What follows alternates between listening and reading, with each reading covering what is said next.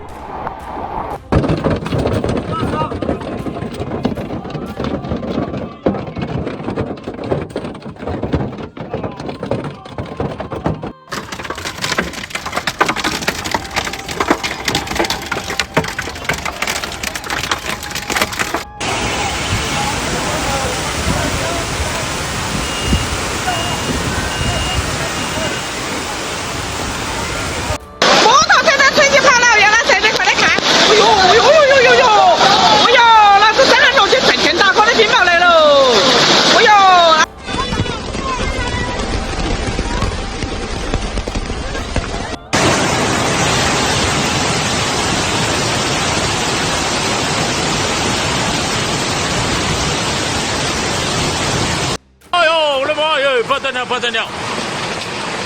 重大脱缰哟，不得了哦，吓人喽，吓人喽！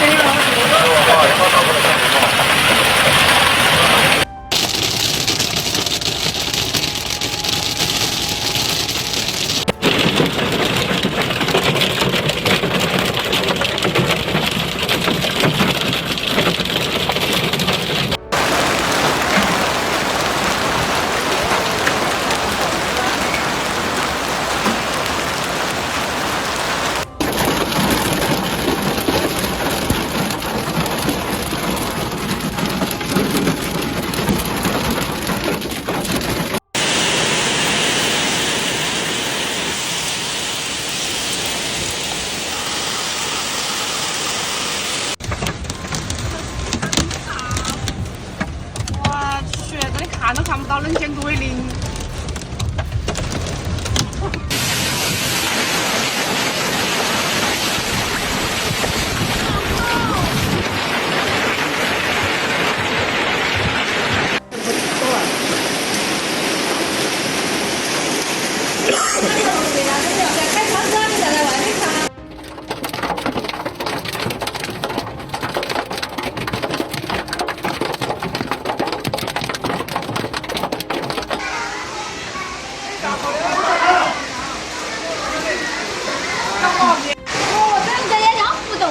这个冰雹。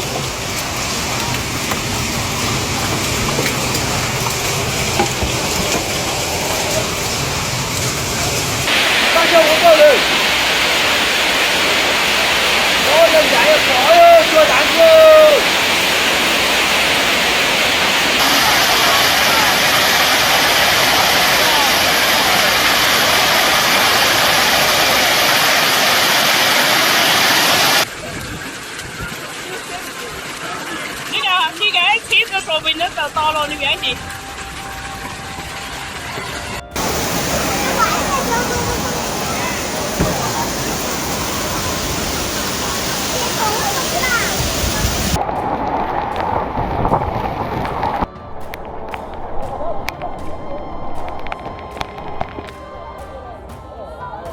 On May 4, 2025, Guizhou Province in southwest China was hit by an unusually heavy hailstorm.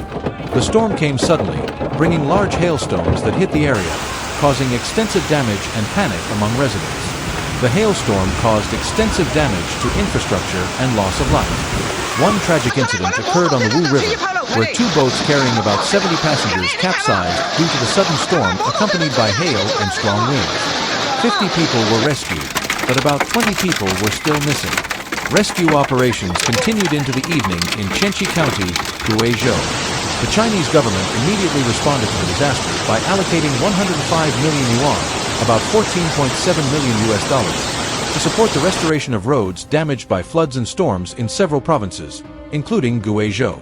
The funds were used to ensure traffic safety during the flood season. Amid the disaster, the spirit of solidarity among Guizhou residents emerged strongly. Many locals opened their homes to accommodate the displaced victims. The local government also activated emergency plans, opening public facilities such as schools and community centers as temporary shelters. Meteorologists said the hailstorm was one of the worst in decades in the region. The extreme weather phenomenon is thought to have been triggered by global climate change causing atmospheric instability, increasing the frequency and intensity of storms in subtropical areas such as Guizhou. The disaster is a reminder of the importance of extreme weather preparedness. Joint efforts are needed between the government, the community, and the international community to improve early warning systems and disaster-resistant infrastructure. It is hoped that with these steps, the impact of similar disasters in the future can be minimized. In addition to the damage to infrastructure and loss of life, the agricultural sector in Guizhou also suffered heavy losses. The hailstorm that fell in a short time destroyed vegetable, rice, and fruit crops that were in their growing stage. Local farmers said their harvest this year is likely to be a total failure. This has raised concerns about rising food prices in the local market in the coming months. In addition, thousands of homes were reported to have suffered damage to their roofs and windows due to the impact of golf ball-sized hail. Many private vehicles were badly damaged, and several electricity poles fell, causing power outages in several villages for more than 24 hours. Emergency technician teams were deployed to restore power supply and clear debris on major roads. Meanwhile, rescue teams from outside the province began arriving to assist in the evacuation process and logistics distribution. Emergency aid in the form of food, blankets, medicine, and clean water were sent by land and air. The People's Liberation Army also helped open access to roads blocked by landslides and fallen trees. The head of the National Meteorological Center of China stated that they were evaluating the existing early warning system. He acknowledged that the storm came earlier than expected and highlighted the importance of modernizing radar equipment and improving emergency communication capacity in remote areas. On the other hand, a number of residents uploaded videos and photos of the ice storm conditions to social media, showing how fast and terrifying the event was. Images of ice grains piled up on the streets, the sound of roofs being destroyed, and the cries of frightened children spread widely and sparked sympathy from all over the country. In closing, this tragic event not only left sorrow, but also made us all aware of the importance of being prepared for natural disasters. The hailstorm that hit Guizhou on May 4, 2025, is a stark reminder that climate change is not a future threat, it is a reality today. We must act, not only to save the environment, but also to protect the lives of future generations. The Guizhou tragedy has also sparked debate among academics and policymakers about the preparedness of Chinese cities to deal with extreme weather. Some experts have suggested that local governments be given more training and funding to build decentralized emergency response systems, so that remote areas like Chenqi are not completely dependent on central assistance. Some residents have expressed concerns that such events will become more frequent and have begun to demand transparency and regular education on disaster mitigation. Some communities have even started to form independent volunteer groups to monitor the weather and provide community-based early warnings using simple technologies such as radio communication and online messaging groups. On the spiritual and social side, many Guizhou residents have held communal prayers and traditional rituals to pay tribute to the unaccounted for victims. They expressed hope that the disaster would soon pass and that the affected families would be given the strength to recover. Chinese and international media have also highlighted the tragedy, calling it a dire warning from nature.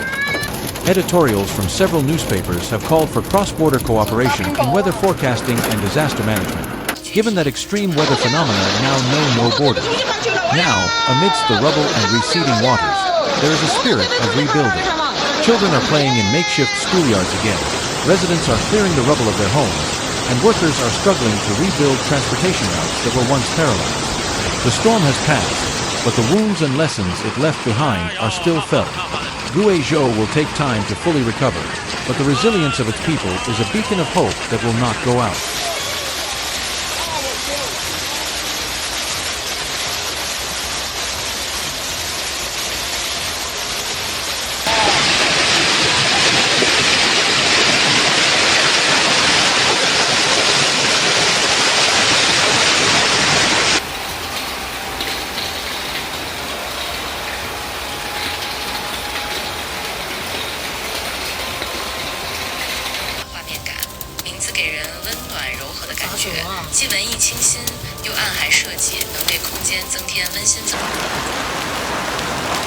哎呀，这听到可好大了。